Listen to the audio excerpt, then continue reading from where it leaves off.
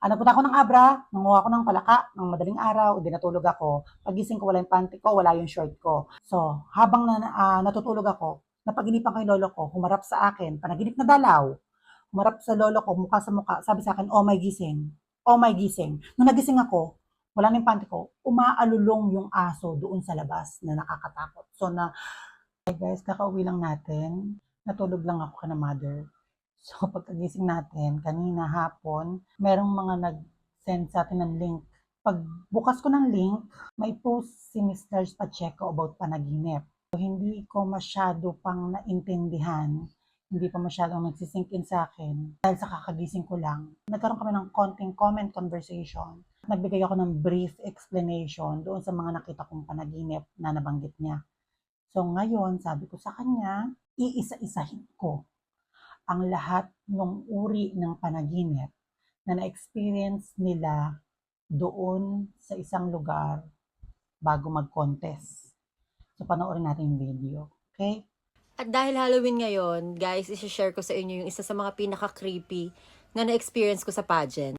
So, meron kaming pageant na inatenan, sinalihan pala, and sobrang recent lang nito. So, parang last day na ng rehearsal namin and tomorrow or the other day, coronation na. So, habang nagpapahinga kami, bigla naming napag-usapan ng mga kapwa ko candidate yung last night. Kasi lahat kami halos binangungot. Nagbigay si Ms. Dars Pacheco ng term about bangungot. So mamaya, explain natin yung mismong kahulugan para sa akin ng bangungot. So, yung isa kong ka-pageant, sabi niya, grabe ang creepy nung panaginip ko, puro ahas. Doon sa pageant na pinuntahan nila, doon sila lahat natulog, yung isa na naginip daw ng ahas. Tapos yung isa naman, sabi, hala ako, binangungot din kagabi. So ako, tahimik lang kasi hindi ako yung totally binangungot, kundi si Clyde. So nung narinig ko pa lang na binangungot yung isa, tapos binangungot din yung isa, tapos si Clyde, hindi lang isang beses binangungot, kundi tatlo. Tatlong beses ko siya ginigising. Tapos parang, ganun lang siya ng ganun. So, nung tatlong beses na binabangungot si Clyde, ang sabi niya sa akin, feeling niya daw may nakatingin sa kanya. Feeling ko yung nangyari kay Clyde ay sleep paralysis. Kung ang eksena nung kay Clyde ay doon sa mismong kung nasaan silang kwarto, ang alam ko hotel to eh, nakikita niya mismo yung mismong reality, nakikita niya mismo yung bintana, nakikita niya mismo yung pinto. Kunyari si Miss Lars Pacheco ay katabi niya, nakikita niya talaga si Miss Lars Pacheco. Yan ang eksena ng sleep paralysis. Okay? And then sa sleep paralysis, pwedeng may makita kang hindi mo gusto. Maraming nakikita sa loob ng sleep paralysis na sinasabi ng iba ay hallucination pero hindi. Napatunayan na natin yan, na-discuss na natin yan. Ang nakikita sa loob ng sleep paralysis ay totoong entities na hindi nakikita sa reality. Ang eksena ng sleep paralysis ay kapag dumungaw ang astral body mo, sumilip ang energy mo, astral body, hindi ang physical body. Nakadilat siya, nakikita niya yung paligid mo, hindi ka makagalaw, hindi ka makasigaw. Kahit anong sigaw mo, feeling mo walang lumalabas. Pero pwede kang makapag-isip, pwede kang makapag-pray, pwede kang kung ano yung isipin mo. Hindi siya ordinaryo panaginip. At hindi rin siya totoong panaginip. Dahil nakikita mo talaga, groggy feeling ka na nakikita mo yung reality na may nakahalo. Bakit mo siya nakikita? Kasi ang nakasilip sa'yo ay astral body at hindi physical body. Ang nakatanaw sa'yo ay astral body. Okay? Eh, bukas yung bintana sa hotel namin, bukas yung parang curtain. Nung sinarado ko yon, hindi na siya binangungot. So, yung isa kong friend, sabi niya, ang bangungot daw niya ay tungkol sa mga ahas. So, sabi ko pa, maganda yan kasi magkakapera ka. Binibigyan na natin ng paulit-ulit ang description ng ahas, panaginip, symbols of dreams ang ahas. Maraming type ng panaginip ha, symbols of dreams, kabaligtaran, or yung frequency, nasagap mo yung nangyayari sa ibang tao habang nananaginip ka, frequency detect. Kung ano yung emosyon ng taong nasagap mo, yun ang mararamdaman mo. Feeling mo ikaw yung nasa scene. Kapag frequency detect, ito yung magigising ka dahil takot na takot ka, nag-iiyak ka, galit na galit ka. So, karaniwan sa mga frequency of dreams, yung pinapatay, pumapatay. Then yung pangatlo, yung walang emosyon, prediction. Okay? Pang-apat, dalaw. Yung may dumadalaw, nagbibigay ng warning, nagbibigay ng babala, or nagbibigay ng comfort. Karaniwan yan sa kamag-anak or mga hindi natin mga entities, mga lamang loob na gustong makakonek sa atin, kasama yan sa dalaw. So, sa symbols of dreams, merong isa na naginip daw ng ahas. Lagi natin sinasabi na ang panaginip na ahas ay symbols of dream. Ito yung, ano yung emosyon mo nung nanaginip ka ng ahas? Takot ka. Parang hindi mo alam kung saan ka pupunta. Sa panaginip ng ahas, magkakaroon ka ng minimal na problema. Unlike sa panaginip na dumi, specific ay pera. Tubig, specific ay pera at opportunity. Sa panaginip na ahas, sumisimbol yan sa minimal na stress. Kapag nanaginip ka ng dumi, depende sa scene kung ang sinasabi ay magkakaroon ka o malalagasan ka. Depende yan sa kung anong scene sa mismong panaginip mo. Kasi scene yan sa tubig, pero naka-specific yan dalawang yan sa opportunity at pera. Unlike sa ahas, naka-specific siya na magkakaroon ng minimal na problema.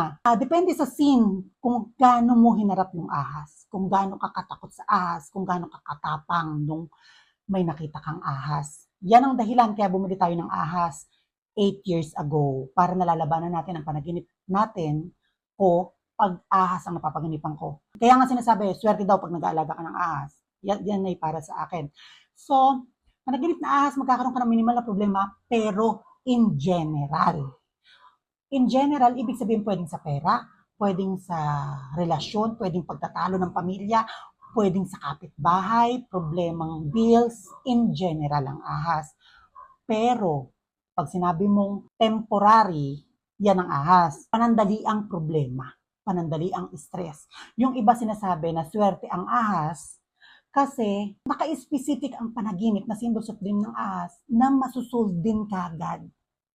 Okay? So, sa buong meaning ng panaginip na ahas, minimal na problema na masusolve din. So, kung alam mo na ang meaning ng kapag napapaginipan mo ang ahas, expected din mo na magkakaroon ka ng problema. Pero, dahil sa panandalian lang to, masusolve mo din kagad.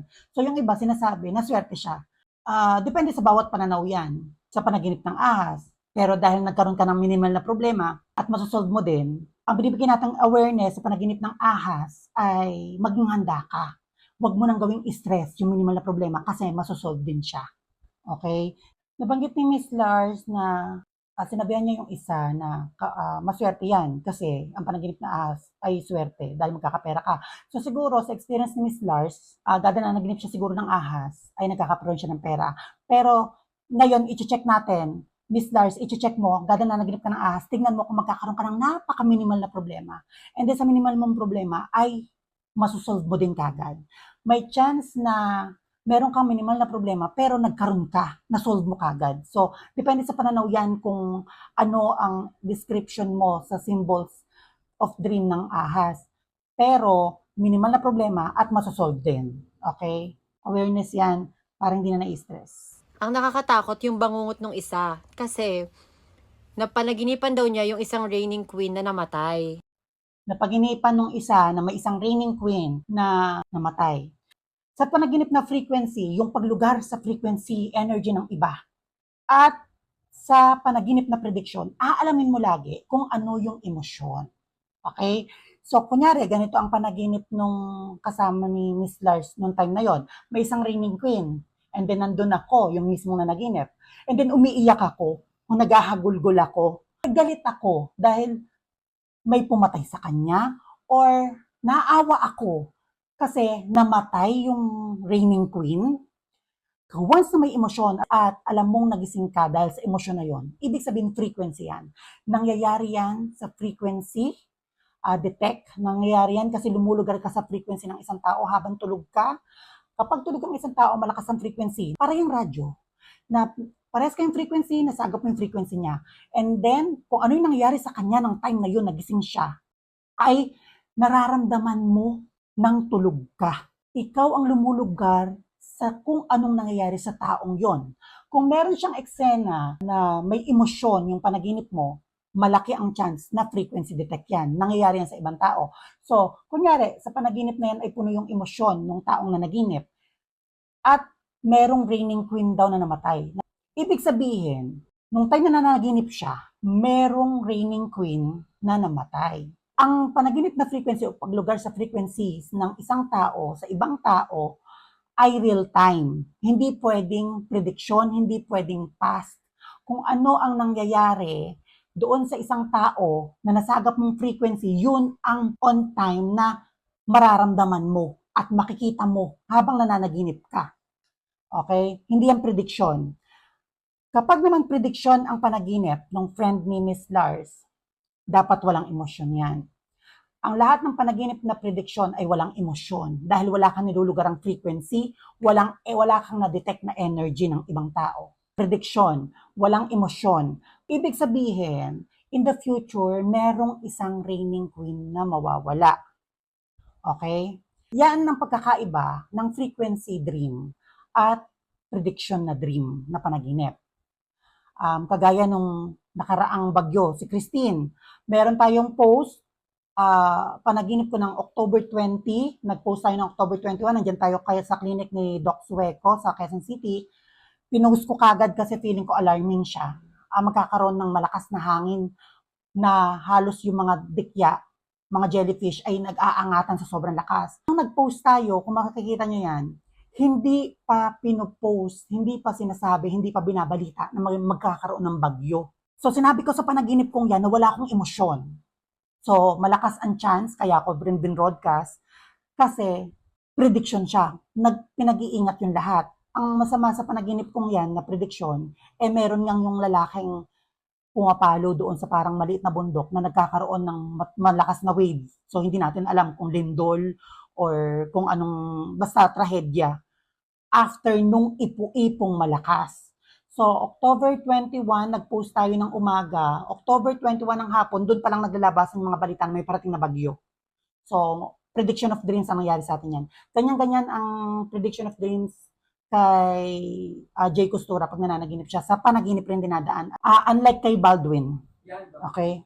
So, nung nagkarinigan na kami, sabi ko, ano yun? Tatlo tayo sabay-sabay binangungot. Na hindi ko sinabi na si Clyde yung binangungot at hindi ako. So, eto na ang pinaka-creepy na part. Kasi, Ang dami Miss Lars. tatlo kaming binangungot. Tapos, meron pang isang nagkwento na binangungot din siya. Yung tinutirhan daw nila yatang hotel, merong isang bata. Tapos, naging halimaw daw yung bata. Tapos, yung nanaginip, ang kasama niya sa panaginip is ako. Tapos, nung kinuha ko daw yung bata, bigla daw naging mukhang demonyo. And then, ang sabi ko daw is, kumuha ng green na tela at takpan yung mukha ng bata, like that. Medyo ano siya ha, medyo iisa-isahin natin para malaman natin kung ano yung mismong type muna ng panaginip. Yung isa na naginip na nandun si Miss Lars Pacheco, ano yung emosyon? If buo ang emosyon at nakakatakot talaga nung nagising siya, ramdam na ramdam niya, ibig sabihin merong isang tao na nai-experience talaga, na nagwi-witness kung ano yung nangyayari doon. So, ibig sabihin kung ano yung medyo hindi tayo kapani-paniwala, hindi tayo pala paniwalain. Kapag puno ang emosyon, malakas ang chance na totoo. Kasi nga lumulugar tayo sa isang tao na nakaka-witness nung ganong senaryo. Okay? So, kung puno-puno ang emosyon, nasa frequency tayo. Kung si Miss Lars Pacheco ay nandun sa panaginip na yon, ibig sabihin, merong isang taong nag-a-advise na ito yung gawin. Okay? Na may description ni Miss Lars Pacheco. Pwedeng isang transgender, pwedeng isang kontisera, okay? Kung ano yung attitude, kaparehas ng pagkaka-frequency kay Miss Lars Pacheco, kaparehas ng character, may pagkakahambing. Ibig sabihin, merong isang tao doon na may katulad na character ni Miss Lars Pacheco na may kaalaman na nag-a-advise na ilagay ito sa ulo ng bata. Pero, kapag ito ay prediction o mangyayari in the future sa harap mismo ni Miss Lars Pacheco, since siya yung nandun sa panaginip, dapat walang emosyon yung panaginip. At siguradong prediction of dream siya or mangyayari siya sa future sa harap mismo ni Miss Lars Pacheco kung may kaalaman talaga siya about pag may ganyang nangyayari, kailangan lagyan ng ganito sa ulo. Kung walang kaalaman si Miss Lars Pacheco sa mga ganyang mga haka-haka or hindi siya naniniwala, pero ganun yung panaginip, ibig sabihin, nandun pa rin siya sa frequency. Nangyari pa rin siya sa ibang tao. Na merong katangian yung isang tao na nandun si Miss Lars Pacheco kasi siya yung sa panaginip ng isang tao. Yung karakter na yon ay si Miss Lars Pacheco. yung taong yun ay hindi si Miss Lars Pacheco, pero para dun sa taong yun, kaparehas ng character, kaparehas ng frequency ng pagkatao ni Miss Lars Pacheco. Kaya si Miss Lars Pacheco ang lumabas. Bigyan ko kayo ng isang example. Meron tayong panaginip dati na i-post natin na namatay ako. And then, sabi ko dun sa mother ko, ay hindi pa ako ready mamatay. Nakita ko yung anak ko na nasa sahig, tapos inaabot ng paa ko, pero tumatagos yung paa ko. So, frequency ang nangyari sa akin, malawak ang frequency. Kahit mga patay, kaya mong detikin. Mga laman lupa, kaya mong detikin.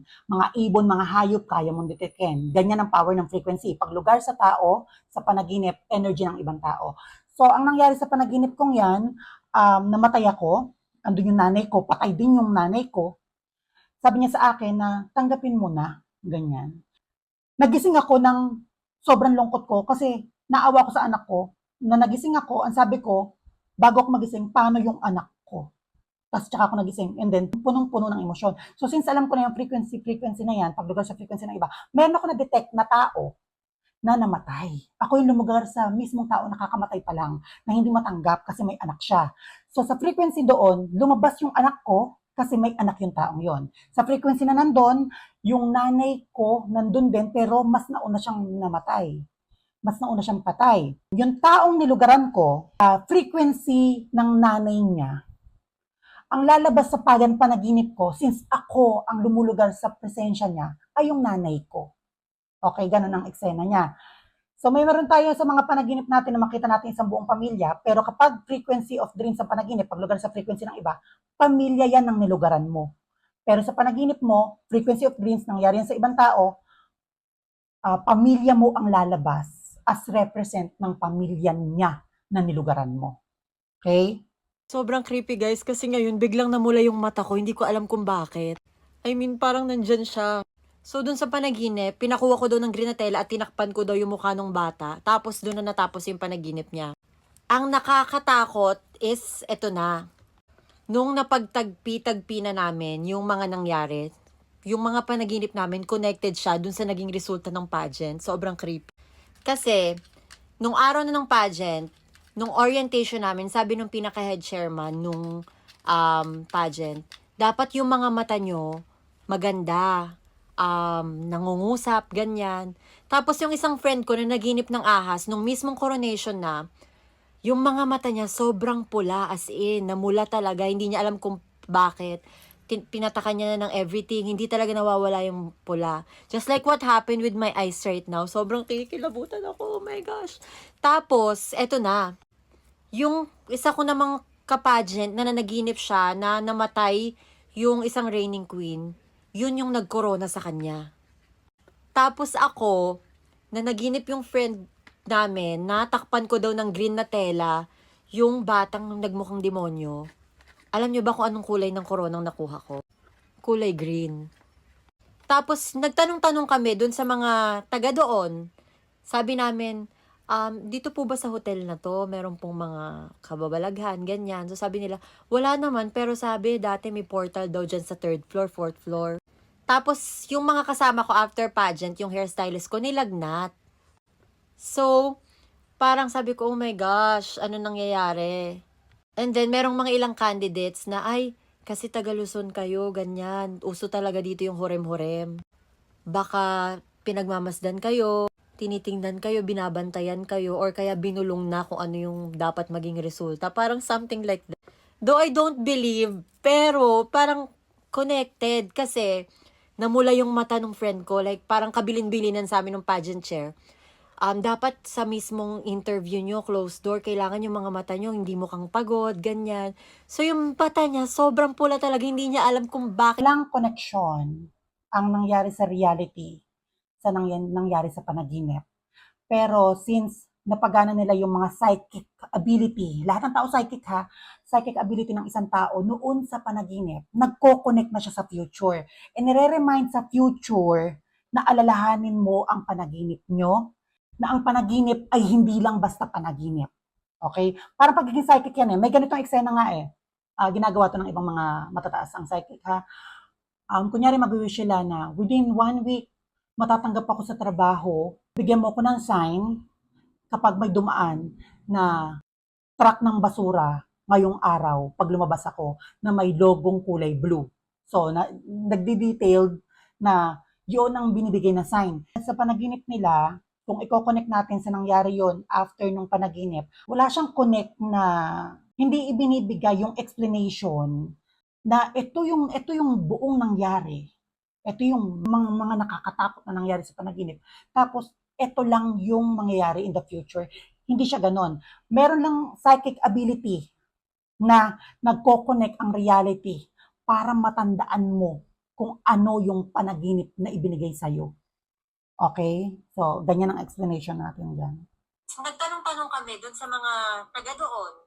Sabi namin, dito po ba sa hotel na to, meron pong mga kababalaghan, ganyan. So sabi nila, wala naman, pero sabi dati may portal daw dyan sa 3rd floor, 4th floor. Tapos, Portal. Portal, ito yung lagusan ng mga hindi natin gustong mga makita. Okay? Portal, dito dumadaan, dito pumapasok, dito lumalabas. So, meron tayong alam dati na lugar na isang bahay na sinabihan na ito'y portal, so may pumunta at nagpasara, kapatid niya rin ang nagmarunong.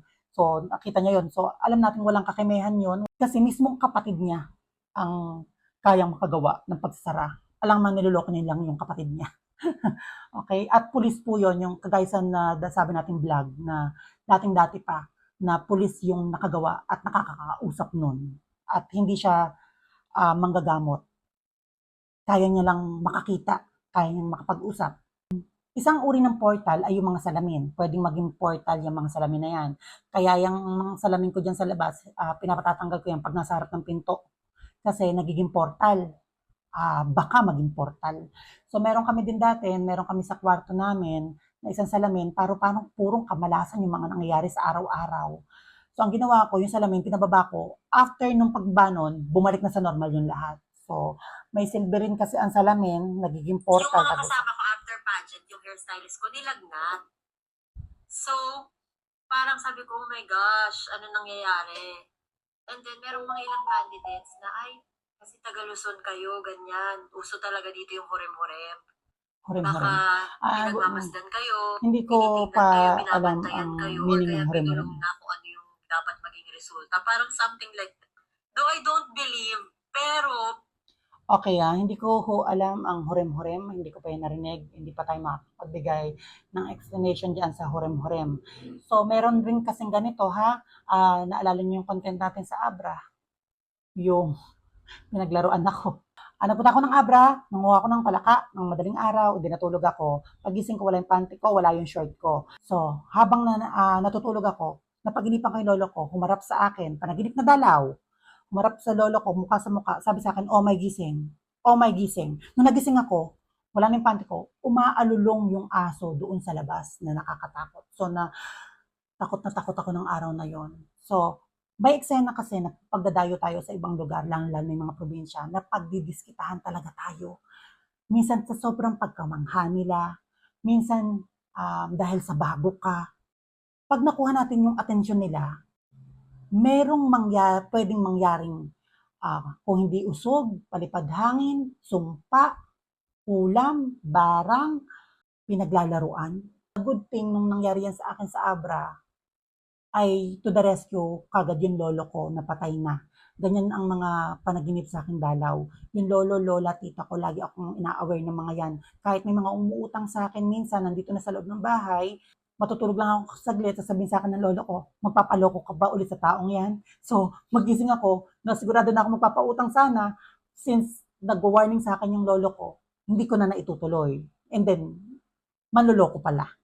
So, ganyan ang eksena. connected kasi namula yung mata ng friend ko, like parang kabilin-bilinan sa amin ng pageant chair.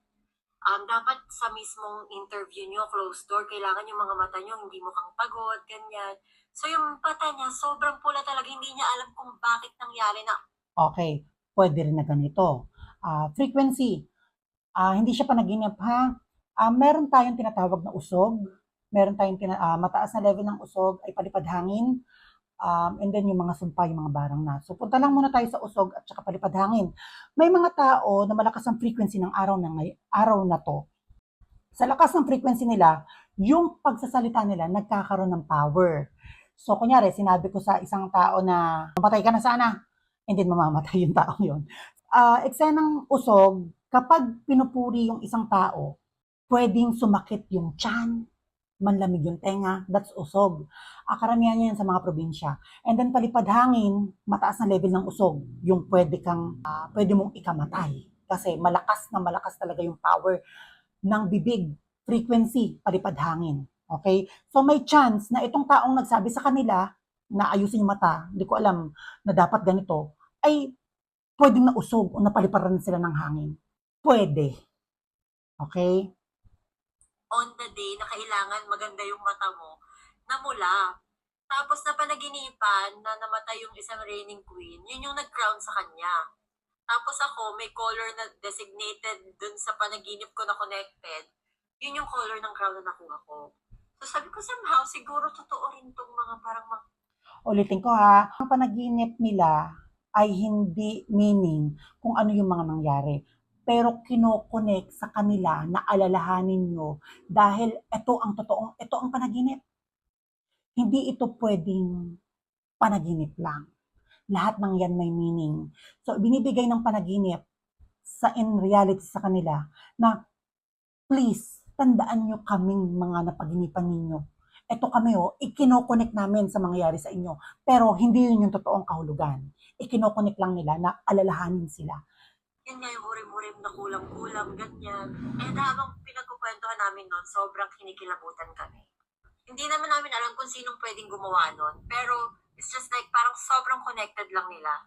And since ako nga kasi malakas yung faith ko, so hindi niya ako mapasok sa panaginip. Kaya si Clyde yung binabangungot. Tapos yung sa isang friend ko, doon ako naging connected. So parang sabi ko, oh my gosh, parang kung totoo man yun na may kulang-kulang ganyan, for a crown, grabe naman, like that. So yun yung isa sa pinaka-pageant, creepiest pageant experience. Okay. So, ganyan ang panaginip ng kay Miss Lars Pacheco. Inabot tayong 37 minutes, pero edit muna natin. Okay. So, kulam.